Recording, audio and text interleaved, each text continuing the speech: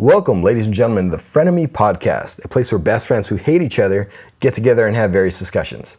I'm your host, Mike, joined, as always, with my co-host, JP. JP, we have a new sponsor this week. What is it? Yes, our sponsor for this episode is Rain Bros, and that is rainbow apparel for heterosexual males. Thank you, Rain Bros. They got to sponsor Frienemy Podcast number 8. JP, can you believe it? We're already at 8? 8. You know what else ends in 8? What? Great. Great. This isn't Frienemy Podcast number 8. This is Frienemy Podcast number great. You know, and we've been just thriving off your guys' feedback, off your praise, not really your criticism. I get a lot of criticism. I get people writing me in the mail every day. I get people protesting outside my house, telling me to stop. I have to look at their faces every day, but you know what? I keep going. I keep going for our 42 subscribers. Yeah, soon to be 43. Soon to be, hey, you could be number 43. Yeah, and you guys need to quit telling him what to do. Don't tell us what to do. I don't go to your job and knock dildos out of your hand. Don't tell me how to do this. Exactly. We're putting in the work. We appreciate everybody that likes, comments, subscribes, everybody that listens. We're having fun making these. As long as we're having fun making these, we're going to keep making them for you guys. And we're going to get into... JP, you said you had a story at work that happened? Yeah, I had a weird story. Okay, so at my work, we have this guy who looks like a pirate. He has one eye, and he drives a forklift. Call him One-Eye Jack. So it's pretty dangerous. So he's driving his forklift around, and my other coworker, he protests him driving the forklift. It was like, hey, get off the forklift. He turns to him and says, what are you, a mashugana, you fucking schmuck? And I didn't even know what that means, but I liked it. So of course, being the man of the people that I am, I looked it up for all of you guys, and now we have this week's vocabulary word. And this week's vocabulary word is? Mashugana. A mashugana is a silly or insane person, or a jackass. And now I will use it in a sentence for you guys. Kyle is a mashugana. I hope you guys learned something. You guys added another word to your insult vocabulary with mashugana. I'm pretty sure that sounds Jewish. So this one-eyed forklift driver is a pirate Jew? He's a pirate on the Red Sea. He's, instead of sending up the Jolly Roger, he's got the Star of David. Yeah. So, but speaking of Jewish people, that's going to bring us into our next segment, and that is a fan favorite, and that is going to be Man Movie. Man Movies. This week's Man Movie is Snatch, the Guy Ritchie classic. There's a lot of Jewish people in this movie, a lot of Jews. I'm going to give you guys a quick rundown of what Snatch is. Snatch is a movie about a 84-carat diamond that gets stolen, and then you follow the course. You follow the diamond throughout the course of the movie, trading hands, going from one person to another. You're introduced to all these different branching characters, and in classic Guy Ritchie style, they all end up tying together. It's got Jason Statham, Brad Pitt, Benicio del Toro, Vinnie Jones. I can go on and on with the cast of this movie. We're going to get into our first grade for the Mad Movie segment. JP, that is going to be the action of Snatch. What do you give Snatch in the category of action? Okay, so this is more of a dialogue-based movie. There's not too much action. There's action parts. Of course, you got Brad Pitt looking shreds McGee like always, and he's a badass boxer who could just one-hitter quitter everybody. Brad Pitt is such a badass in this movie, and his frame is perfect in this movie. I really feel like they nailed it. He's kind of wiry, but still looks like he has that one punch knockout power. There's a line in the movie that says that he's a bare knuckle, pikey boxing champion, and that makes him as tough as a coffin nail. I think that perfectly sums up what he is in this movie. And what is a pikey? What is a pikey? You can't understand a word that Brad Pitt says in this movie. They said they're not really Irish, they're not really gypsies, they're pikeys. Yeah, I like that a lot. Their whole shtick in this movie is not being able to be understood. They're master negotiators in that way. Brad Pitt really puts so much work into his character in this movie with being ununderstood, with not being understood. So with that being said, JP, what do you give Snatch in the category of action? I'm gonna go ahead and give it a B. It's pretty slow paced, but the action parts are good. they're very clever with the action, but it's not action-packed. A B, I'm going to go right there with you. I'm going to go with B. I think the boxing scenes in particular are really well done. They're really visceral. You really feel the impact, a lot of the punches, the music, the fast-paced nature of the scenes, I think really adds a lot, but I would not put this in the category of action movie at all.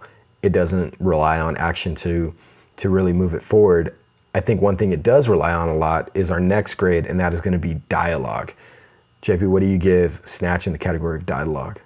Well, I would give it an A+, but I'm gonna have to give it an A-, and the reason is because sometimes you have to rewind the DVD because you can't understand what to say, and it's kind of hard to understand them, isn't it? And everybody in this movie has a really thick accent. I get that. I totally get not being able to understand what people are saying, especially Brad Pitt and the rest of the Pikeys. But I have to give it an A+. Guy Ritchie really does dialogue so well in his movies. A lot like Quentin Tarantino. Yeah, his movie lives and dies by the dialogue. There's so many great one-liners. I'm not gonna go through them all, but one of my favorites is there's a character with the name of Boris the Blade, or Boris the Bullet Dodger. Why is he called Boris the Bullet Dodger? Because he dodges bullets, Avi. It's so good. And later on, Boris is trying to sell a gun, and he has the line, "Heavy's good, heavy's reliable. If it doesn't work, you can always hit him with it." I think that's such a cool line. I like that. That's a good Russian accent, by the way. It's a lot better than your British accent. My British accent is terrible. I'm not going to do that again on the podcast. So we've got our grades for dialogue, talked about how good the dialogue is in Snatch. We're going to move on to our next category, and that is 80s boob. JP, any 80s boob or boob in general in this movie? I want to say there's boob once. There's actually boob twice. I recently watched it and I paid close attention to where the boob pops up. There's a scene in a strip club and it's actually a flashback. So I think technically it is 80s boob. Oh, okay. Well, since there is movies that have no boob at all and we gave them C's, I have to at least give it a B-. I'm gonna give it the double B. It's not a double D, it's a double B. Because it does actually feature 80s boob. And I think if you actually have 80s boob in a movie, I think a B is the minimum grade. Yeah, I agree. That's fair. We're gonna move on to our final grade, and that is gonna be in the topic of overall manliness. What do you think of Snatch? Now, we have to differentiate between a good movie and a man movie. Oh. Now, this is a great movie, but overall manliness, gonna have to give it a B-. Oh man, I'm really biased. I really, really like Snatch. Me too. I like Snatch. Take that for what you will. But I'm biased. I'm gonna give Snatch an A. I was gonna say A+, but you're right. Not being the manliest movie there brings it down for me. But I really like everything that Guy Ritchie does, and this is one that really sets it off. It has all the Guy Ritchie tropes. For me, it's a solid A. JP, anything else you'd like to say about the movie Snatch? What's wrong, Nigel? Don't like my accent? He's over there. I use a German's accent. I can't do the British one. Nigel's over there fuming. He wants to chime in so bad. Well, we cut his mic. Fuck that guy. He doesn't get to talk. He loves Snatch, loves British movies. We picked it kind of because it was a Nigel recommendation, right? Yeah, but he didn't get to talk. So we're gonna move on to our next category, and that is gonna be this week's fan letter. You guys wrote in. We have a brand new letter that I believe I'm gonna read this week, JP? Yeah, I got the letter right here, which Nigel gave to me for some reason, even though it says your name on it. It does have my name on it. But here you go. All right, I'm gonna get into this. Hi, Frienemy Podcast. JP is a fine chap, but my focus is Mike. My story begins in a small town. A town lost to time, as we have only in the last 5 years been able to use this thing called the internet. So you can imagine how happy I was to find someone I admired, even though we have never met. My father worked late, and he would barge in the door. With both hands in the air, he would form pincers while walking sideways. Mommy would furiously shout, "Oh great, your father is feeling crabby again. Go fetch the sour Skittles to calm his nerves." Under the boxes, I'd seen a magazine selling sandals and the most gorgeous feet displaying them. I vowed to find the owner of these feet, and as fate would have it, I found this podcast and I found you. How long have you been a foot model? How's the pay? And how did you get started? Thanks. Love always, Griswold. Thank you, Griswold. It's very interesting. Oh man, there's a lot to get into. Well, firstly, I'm happy that you found this thing called the internet. It's my window to the world. And your family life is completely normal. I have to say, that's how a lot of my nights ended. It's kind of weird you still call her mommy, though. That's That's out of everything. That's a little weird. That's the one. That's the thing in the letter that weirded JP out, is that you still call your mommy. My mommy. You don't call your mommy? I call her mama. You call her, I call my mama. Yeah. Yeah. I took the Y off, and now it's just a mama. It might be the Hispanic in us. Yeah. Thank you, mama. Getting back to the letter though, and away from my mama. I have been a foot model for quite some time. It was hard starting out.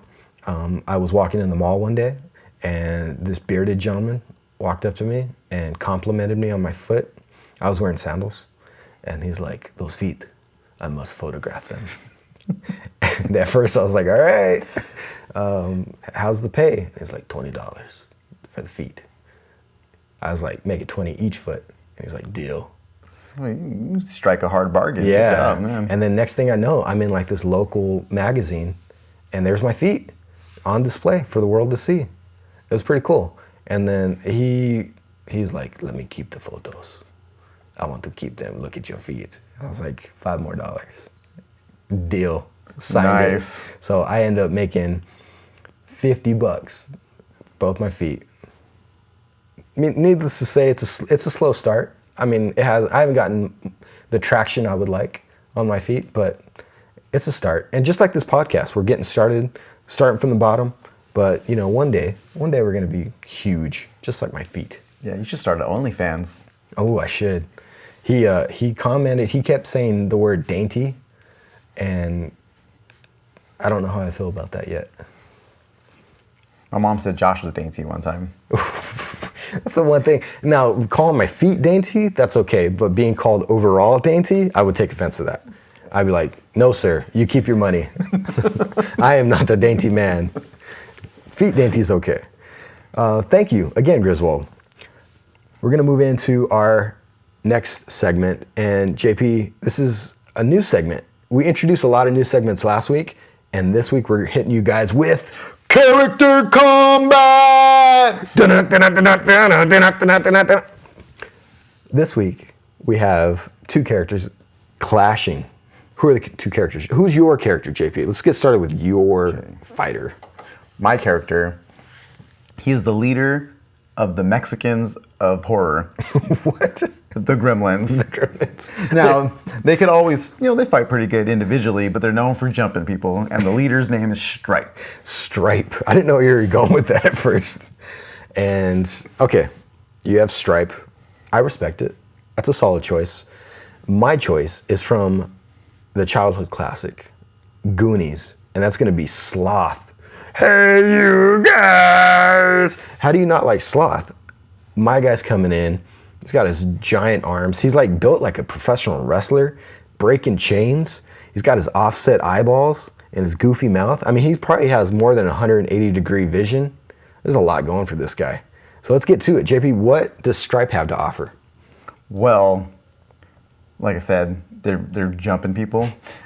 Stripe, he could spawn children out of his back. So I'm thinking, get his back wet, pop out some more, they're gonna jump him. Oh, okay. What if Sloth doesn't get him wet? So you got Sloth and Stripe in a room. I understand, little claws, little teeth, but my dude's like this giant ogre. He's an ogre, basically. He's a real life ogre, and he's got that R strength. Ooh, that R strength. He's got that R strength. I believe that the term now is... Don't you do it. Generally, the acceptable term now is genderless brain stupid. Okay, I don't agree with that at all. He's that genderless brain stupid friend. We're getting canceled tomorrow. Damn you, JP. I told you not to, but you did it anyway. All right, so We got Sloth, who's not the smartest, versus Stripe. Stripe is very clever. He got the speed on him. Okay, but his weakness is light, and you said before he fights in a group. I don't think he's very effective by himself. So as long as Sloth doesn't get him wet and has a flashlight, I guess, I think he wins pretty handily. He does have a flashlight on. He does. You know what? They're in a cave for the whole movie. He has a flashlight. You know what? Last week we let the comments decide, but nope, he has a flashlight. Yes, he wins. I'll take this one. I'll take it. Wins. Sloth for the victory. Thank you, Sloth. I think that concludes this week's Character Combat! We're going to move on to our next segment. And this is a returning fan favorite. Yes, well, a returning male fan favorite. The women don't like this The women don't like it. We actually developed this for the women so they could feel a part of it.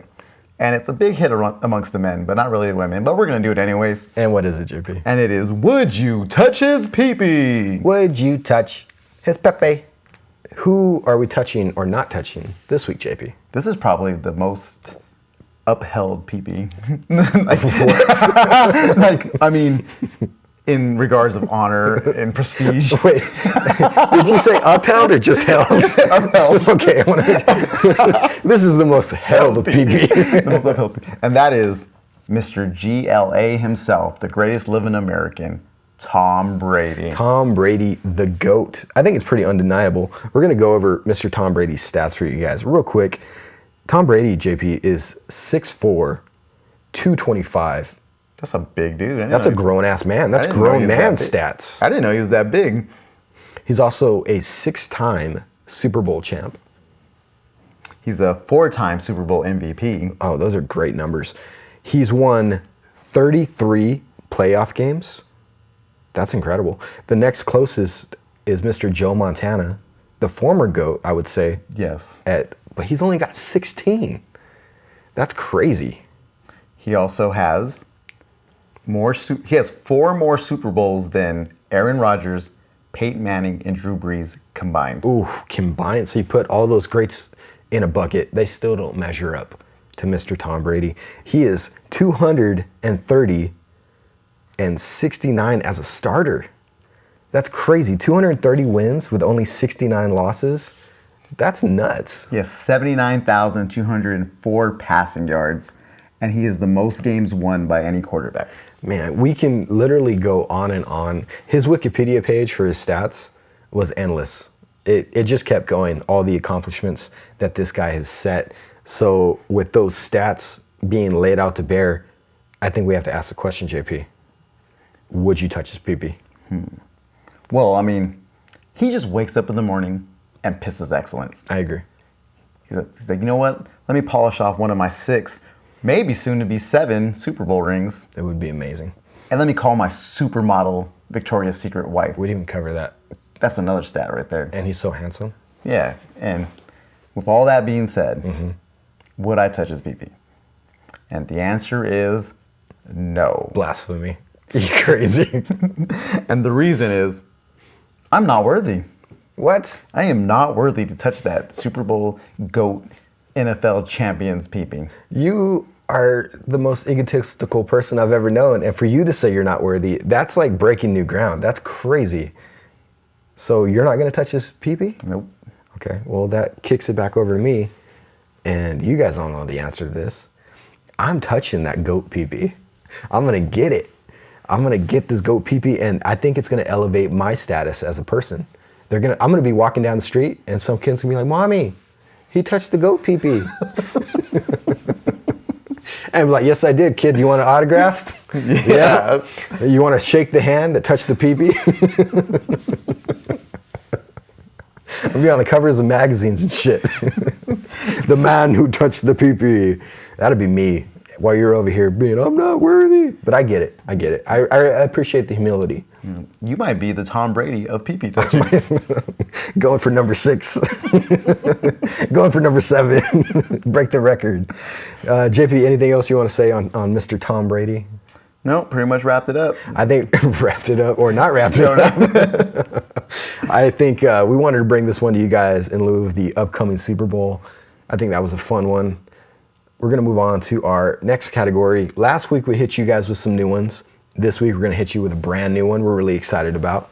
And that is going to be Random Ranks. Whoop. Random Ranks. So random.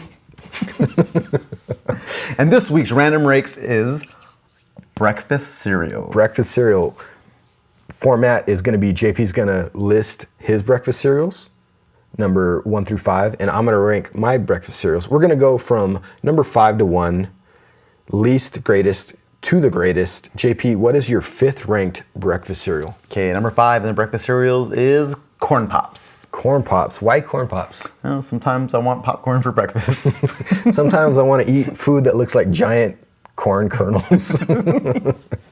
Corn Pops is good. I like a bowl of Corn Pops from time to time, but I don't think it's number 5. I think number 5 easily goes to the fruitiest of the cereals, and that's going to be Fruit Loops. You have little loops, different colors. You got a fucking toucan on the box. What's not to like about Fruit Loops? You like Fruit Loops? Say you like Fruit Loops. I have to agree with you. That's actually my number 4. Oh, you ranked it higher than me? I ranked it higher than you. Fruit Loops. Punked me. You punked me with the Fruit Loops. My number 4 is going to be Honeycomb because I like the slight honey flavor. It tastes like honey on paper. It does not taste like paper. you take that back. So I like Honeycomb. JP doesn't like Honeycomb.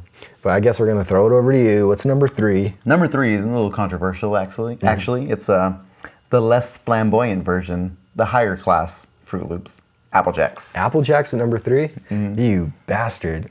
Apple Jacks are my number 3. I like Apple Jacks. I like the texture of Apple Jacks. I like the cinnamon, like the little grains of cinnamon that you get with them. Really good cereal. I agree. We have to agree on that one. Yeah. JP, what is your number 2 ranked cereal? You know it. The sugar fiend in me likes the Cookie Crisp. Why do you like Cookie Crisp so much? Cookies for breakfast.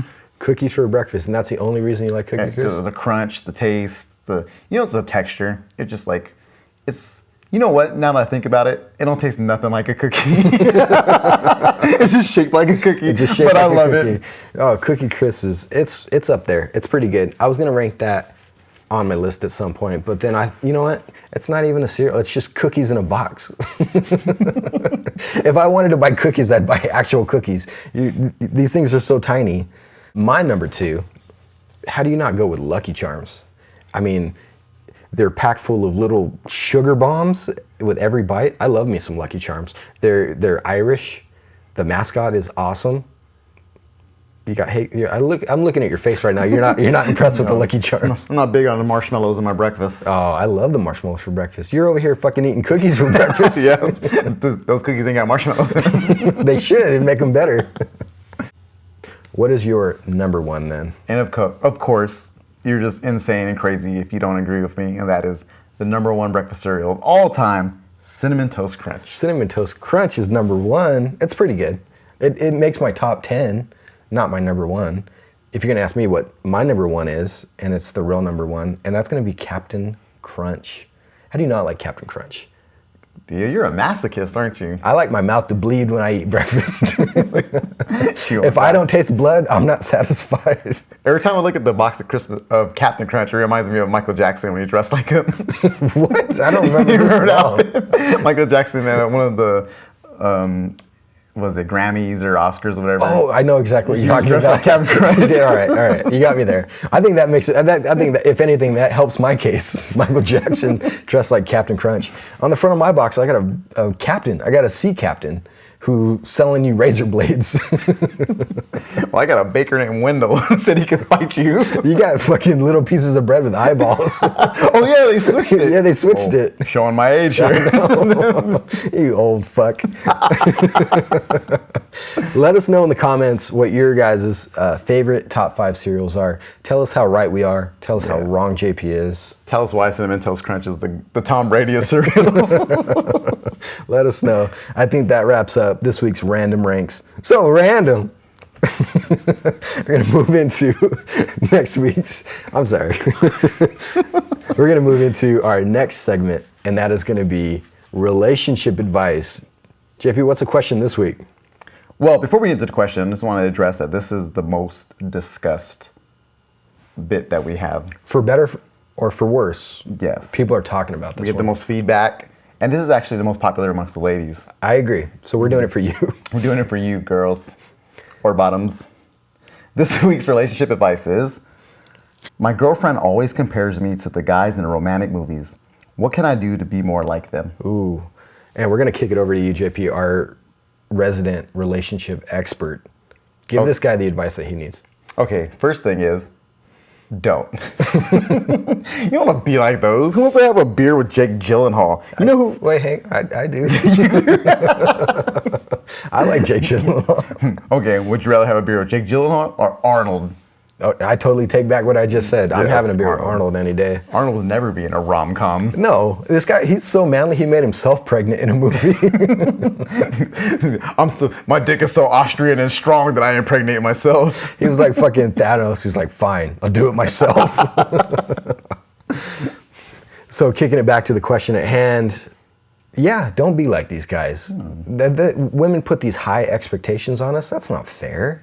Of course not. No. If you want a realistic version of what your marriage should be like, you need to watch this 90s sitcom called Married with Children.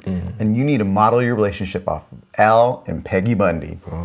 You know, one thing that always kind of gets me is I'm always watching movies with my wife, and she'll say, oh, so-and-so so hot. You know, Chris Helmsworth's so hot, or Chris Evans is so hot, or Chris Pratt is so... She has a thing for Chris's, apparently. I'm just realizing that right now.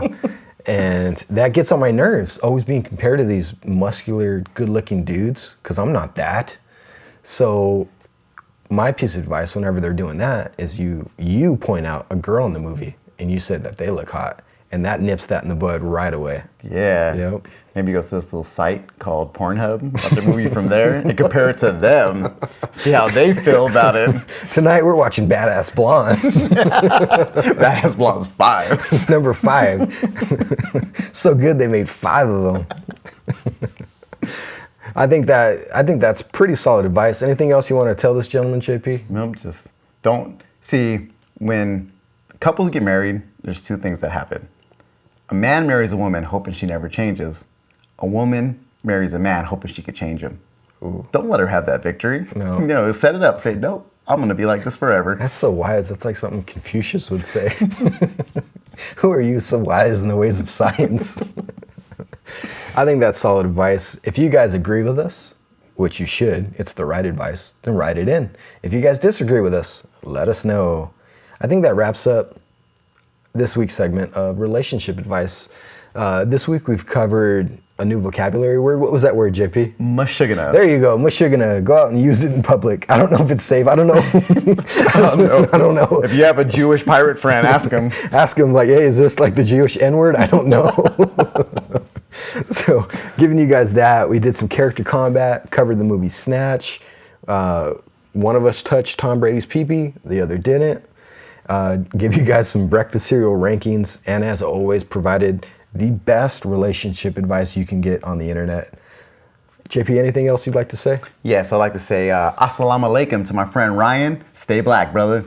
Obligatory Ryan reference. Thank you guys for watching. We love all the support. Please like, comment, subscribe. Let us know how we're doing. And as always, love you guys. Have a good one.